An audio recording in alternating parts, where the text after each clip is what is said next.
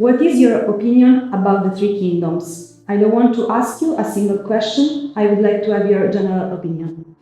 Thank you very much.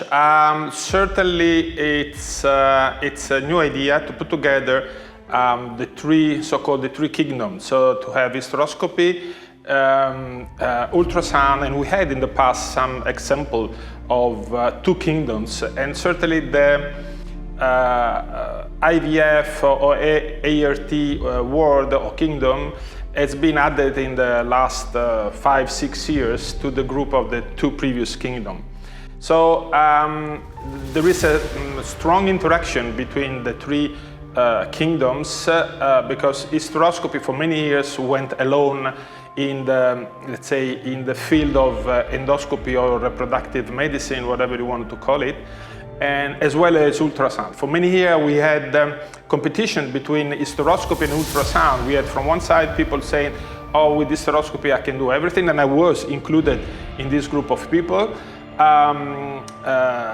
Despite my volunteer, of course, and we had the group of the ultrasounder, so the people used to work with the ultrasound and said, with ultrasound we can do everything, we can do whatever you do with hysteroscopy, so we don't need hysteroscopy. Hysteroscopy is invasive, blah, blah, blah. And then we had the world of reproductive medicine saying, we don't need hysteroscopy. That was the problem for many years. We had also papers published saying that hysteroscopy is not necessary in the infertile workout. Of course, ultrasound, yes, because you have to somehow define the anatomy of the patient.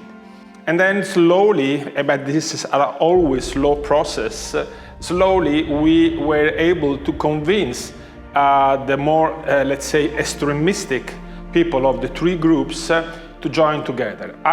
For example, I start years ago to try to put together the two words, hysteroscopy and ultrasound, in order to find a peace between the two groups. And of course, we found some, let's say, clever person understanding that the two kingdoms, the two groups are not fighting each other, but they are complementary. And this is what we define in the last year. They are complementary, so hysteroscopy can add something to ultrasound, where ultrasound, let's say, cannot visualize the uterine cavity, as well as ultrasound, of course, they give very specific and very detailed information about the anatomy of the whole uterus.